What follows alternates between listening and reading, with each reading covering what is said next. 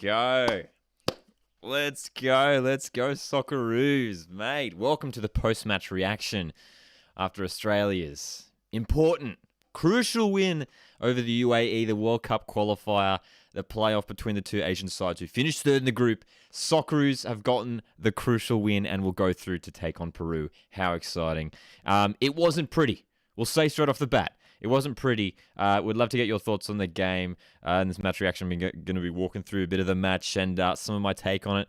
And looking ahead to what potentially we could expect taking on Peru next week. Australia are one game away from the World Cup. First of all, I wanted to jump into the match stats, but I see you guys in the live chat. Let me know your thoughts on the match and how you thought it played out. But let's jump into some of the stats right now. And as you can see here, overall it was a pretty tight, cagey match. And that's certainly what we can say about how it panned out. You can see 6 shots, 4 on target for the UAE. They got that 1 goal. And for Australia, 8 shots, 4 on target. So just having the edge then. Possession stats were pretty even through much of the game as well. Australia having more corners, though, 5-2 on the corner count. So, look, again, I think those stats pretty well sum up how the game panned out. It wasn't the most entertaining game. It wasn't, end-to-end action. And I think we probably expected that coming into this game. We expected UAE especially to be sitting off, to be, really organised and solid in defence. And for much of the game, Australia were too. We were pretty solid as well. And it was all about who was going to make the mistake first. That was sort of how it was panning out throughout the match. It was like, who's going to crack first? Which defence is going to cave first? And look, that first half was so cagey, really, really tight. Australia occasionally getting into some decent positions, a couple Craig Goodwin crosses here and there, but nothing really. It wasn't adventurous enough. It wasn't aggressive enough, and we weren't taking on the game. Graham Arnold was happy to sort of set up in a way where we were, when you looked at the fullbacks, Natty Atkinson and Aziz Behich, barely getting forward at all, those two guys. Atkinson, though, that was the one for me where he was really exposed. Natty Atkinson, a fullback who, has spent the last season with Hearts in Scotland and, of course, won a championship with Melbourne City the year before. He's a good right back. He was exposed in this game, and I questioned the decision to play him in a game like this. Looking at the way the fullbacks were playing, they weren't getting forward. There was very much a flat back four for the Socceroos for much of this game, especially when the UAE had the ball, obviously. But that's Natty Atkinson's the best attribute that Nathaniel Atkinson has is getting forward, is contributing to the attack, and he wasn't able to do that, and he was exposed. The UAE left winger Abdullah was getting in behind multiple times, and he was the catalyst for that UAE goal in the second half. So I wonder whether maybe against Peru, whether Fran Karacic will potentially be, the go-to right back for that game. To have someone, for me, Fran Karacic maybe a bit more of a balanced right back, can get forward, but a solid defender too. Nathaniel Atkinson, you probably would say his best attributes are in attack with his pace and his ability to take players on. But look, second half, sprang into life after that tight, cagey first half. Of course, Jackson Irvine, 53rd minute, didn't take too long into that second half for it to spring into life. Great little piece of play by Martin Boyle. How good was Martin Boyle tonight? Just getting in behind, taking players on, utilising his pace, and played that ball inside. And Jackson Irvine, we actually saw it all night. If you looked at the first half, it was quite interesting. Jackson Irvine playing as one of those two holding midfielders alongside Aaron Moy. But every time Australia was getting forward into the final third, Jackson Irvine was in the box every single time. And he got in that time, made a really smart little run just in front of the defender, in front of the goalkeeper, tapped it home. Brilliant stuff. 1-0. But, of course, in classic Australia fashion, we almost bottled it. But Kayo, the UAE right winger, I believe he was, came in for that. Scored what was a very sloppy goal from an Australian point of view. But again, Abdullah off that left wing causing havoc. Nathaniel Atkinson was out of position. Martin Boyle was trying to help, getting back and defending. Bailey Wright was dragged out a couple times. It was a bit of a mess, and then just unable to deal with it when it came in. Kyle Rolls missing the ball. Jackson Irvine got caught up and was spinning around. It was a bit of a comedy of errors in the box, and to concede that goal so quickly, I was getting worried. I was like, oh no, is this another game where Australia just going to bottle it? But we showed heart, we showed spirit. I thought after that goal, we were the better side. I thought we controlled that second half a little bit more, and the likes of Martin Boyle were still looking dangerous. Jamie McLaren came on. I thought provided a little bit of decent impact. I mean, you saw some of the little, into the weaving with his teammates, finding the passes, to get him behind that back line. And ultimately, we did find that goal in the 84th minute. Aiden Hrustic, who we know can hit them. He tried a couple times tonight, but finally found the back of the net in the 84th minute. The corner came in. He hit it. Defender with a deflection. Can't do anything about that. He's not stopping that one. Not stopping that one, man. So fantastic for Aiden Hrustic to get the goal to send Australia through to next week's playoff match with Peru, a team who we played in the 2018 World Cup. We now take them on for a place in the 2022 World Cup. But what did you guys make of the game? I mean, which players stood out for you? I see some comments coming into the chat here. Cody says controversial opinion, but Goodwin was very mid. Goodwin, I'm just not sure maybe whether this was the kind of game for Goodwin. Maybe Mobile would have been a better option just with his pace. So Craig Goodwin, I mean, his best attributes and abilities are, his ability to whip balls in. His delivery is just, second to none. He had a couple opportunities and he had that great chance to score. He had like that open goal where the ball came in and he just blazed it over the bar. Whether this was the game for him, he didn't quite have the impact and came off around the 70th minute mark as well. What else are we saying here as well? Atkinson and Goodwin letting the team down this morning. Atkinson's just, I think when you look at the changes that maybe we'll make for next week, Atkinson is the one that, I think the one obvious one. I think Frank Karacic is coming for Atkinson. If we're going to set up, look, more so against Peru. I mean, Peru are even more dangerous when we have to be even more concentrated when it comes to defending. I think it very, very much would make sense for Frank Karacic to come in to replace Nathaniel Atkinson there. Just a bit more solidity as well. Brad's in here. Brad, how you going, man? Thought Boyle was fantastic tonight. Yep, 100%. And I saw it across the social media accounts for the Socceroos when it came to, they were asking for people's player of the match, and everyone's just saying Martin Boyle. And rightly so. I mean, he's so good on the ball. He's so good at taking players on. And look, I take back what I said. If you checked out the Socceroos UAE preview I did a couple days ago, the video, for my preferred lineup, I put Awa Mobile on that right wing ahead of Martin Boyle. I'm going to take that back now. Martin Boyle has to be starting, first name on the team sheet against Peru. He was fantastic tonight. And he's going to be even more important, I think, against Peru next week, because we're probably not going to have as many chances to attack forward. Peru aren't necessarily going to sit back in defense, you know what I mean? So it's going to be important to take those attacking opportunities, to hit on the counter-attack. Players like Martin Boyle are going to do that.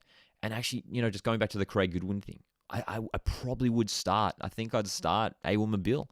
Just have the two pacey players on the wings, try and hit on the counter-attack. I didn't mind. I was surprised to see Lecky starting. I thought McLaren might have gotten the shout, or Duke maybe. But I think it did make sense, I think, for Lecky to start, and probably will start against Peru as well, just to hit on the counter-attack. And then, if we need to chase that goal, if we need something different up top, you can bring on Mitch Duke. You can bring on Jamie McLaren to shake things up. Cody also says, Ryan, fantastic as always. Yep, when he was called into action, showed up big time. That is for sure. What else are we saying here? I see Stephen in the chat. I see Tim in the chat. Williams in the chat as well. Dude, how good is it though? I mean, one game away from the World Cup. How do you guys? What the question for you guys now is, what's our expectation against Peru? I mean, this wasn't the most glamorous win. It was a game that we were expected to win, and we should have won, and we did win. But Peru, it's going to be tough, man. It's going to be tough. Peru are absolutely going to be favourites. But, Australia against all the odds, I mean, this is where we flourish, right? This is where Australians flourish. So hopefully we can dig deep against Peru. It's going to be a tough game. And again, I mean, we know them well after taking them on 4 years ago in the World Cup. Have some class players playing at a good level across the world. So it's going to be a tough test for Australia. But when it comes to the lineup, I hope Graham Arnold makes the right decisions again. A couple more words on the likes of Aaron Moy. I thought Aaron Moy, considering he hasn't been playing too much football of late, actually played decently well. And this was probably a game, I think the commentators brought it up, and it was a good point. It was a game where he was sort of allowed to flourish a bit because Aaron Moy, not necessarily flourish, but it was more comfortable for him because it wasn't an end-to-end game where he was having to run non-stop. He was the deepest lying of our midfielders, and he did a decent job of controlling much of the game as well. Oh my, Ari's in here says, go out with our heads high and go hard. That's right. That's the Aussie spirit, man. It's the Aussie spirit. Oh, mate, cannot wait for it. Cannot wait for it. Next Tuesday, early hours of the morning as well here in Australia. If you are watching from Australia, what is it? 4 a.m. here on the. It's been an early morning here. I can see the sun rising as we get up here. But yeah, man. Dude, Stephen, I love the optimism. Dude, we're going to the World Cup and we're winning the whole thing. That's right. Mm. One thing that I did want to look at is particularly the lineup, and I'll bring up the graphic now for us, and I want to dive into it a little bit when it comes to the looking at the lineup and sort of the formations of the two sides, and we'll specifically look at the Socceroos here. It's somewhat like this. It was more of, I guess, a 4-2-3-1, but I guess this does reflect. You can see Jackson Irvine listed higher up the park, and that very much was the case. He was the one getting forward, and Aaron Moy was sort of sitting back. But I liked that. I liked Hayden Hrustic getting in little pockets, able to whip the ball in.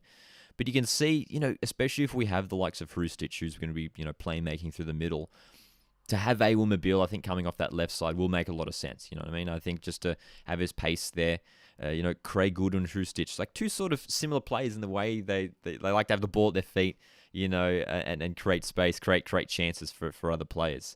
So it'll be interesting to see what Graham Arnold opts for as well. That's right.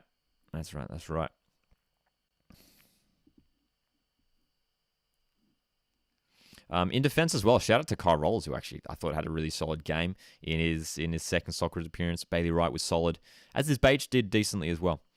Random FM says, honestly can't think of a reason why Duke is in the squad. League 2 is, J League 2 is worse than the A League. He's got experience, to be fair. He's got experience, and look, and when it comes to the A League, I mean, Mitch Duke would be up there as one of the top strikers in the A League, in my opinion. He's still got something to offer, and he's fast, he's tall, and he's strong, so he's got the qualities there. But of course, questions even still being asked after this game as to why Jason Cummings wasn't included in the squad. There was, it's still a bit bizarre. But again, it was good to see Jamie McLaren offer something. Of course, we did hear the injury news. It's worth bringing up as well that of course Trent Sainsbury and Adam Taggart, the two key players who are out. So Trent Sainsbury's a bit of a blow, but looks so good to see Kyle Roll step up in defence. So for me, I'd keep that back four except for bringing Karacic in for Atkinson. That's the one change that I would make for next week against Peru. That just seems like the logical decision for me. Irvine and Moy. I mean that was the two holding midfielders that I called for, and that was one of the areas I saw when it came to those two holding midfielders that people were quite torn on, I guess. I mean, there was quite a lot of debate. People were suggesting Stensness. People wanted to see Denny Genre start. People wanted to see, maybe McGree start in that number 10 role as well. So yeah, man. Toxins in here says, were we good? I didn't wake up. Well, Toxins, it was a tight match. It wasn't the prettiest. But Australia got the job done in the end. That's right. We have watched you guys closer tonight. Hrustic is the man we need to stop. Says Tim. I mean, yeah, Hrustic for me was the second best player in the park for Australia behind Martin Boyle. So the combinations between those two guys are going to be key if Australia are going to defeat Peru. It's going to be a test, man. But if Australia can do it, it'll be a massive achievement. It'll be a massive achievement, and it'll just give a little bit of boost of confidence that Australian football needs heading into the World Cup. If we could, if we can get that win over Peru, just, hope is restored in a way. But the job is absolutely far from done. There's still a lot of work to go. But what are our score predictions as well for that Peru game? It's not going to be easy at all. I'm hoping, look, we could see something similar. I'm hoping at best we could maybe snag like a 2-1 win, whether we could hold it, go to extra time. As long as we don't let Peru run away with it early on in the game, man. That's right. So good to Tim. Thanks for tuning in as well. Peruvian fan, love it. And I'm sure Peru were indeed keeping a close eye on this game as well. As what is it? 6 days? 6 days away now. Almost exactly 6 days until the two teams face off for a place in the World Cup to go into the group alongside France, alongside Tunisia, and alongside Denmark as well. Dude, how crazy is it that Australia? I mean, we're taking on Peru, a team who we had in the last World Cup, and then would be going, if we do win, well, either team wins, they're going into the group where France and Denmark, the two teams. That's just, what are the chances, right? What are the chances? Random FM says 2-0. 2-0 to who? 2-0 to who, Random? Tell me Australia, right? It's got to be. It's got to be. It's got to be. But does this squad have the quality? Does this squad have the spirit and the belief to do it? Steven says 4-0 over Peru. Dude, if we get that, that's massive. That would be an all-time result. That would be huge. It hasn't been the prettiest. This has been one of the the campaigns in recent times for Australia where we've struggled the most. So, look, we're massive underdogs heading into the game. Massive underdogs. Huge underdogs now. But look, so good to get the win in the early hours of this morning here in Australia over the UAE. It was a tight match. It wasn't pretty, but we got the job done. Goals to Jackson Irvine and Aiden Hrustic for Australia. Guys, thanks so much for tuning in to this live post-match reaction. We're going to be doing plenty of content around the Peru game next week as well, so keep an eye out on the channel for that one. If you want to show your support, make sure you hit like on this video. It does help me out a whole lot, and I'll see you guys in the next one.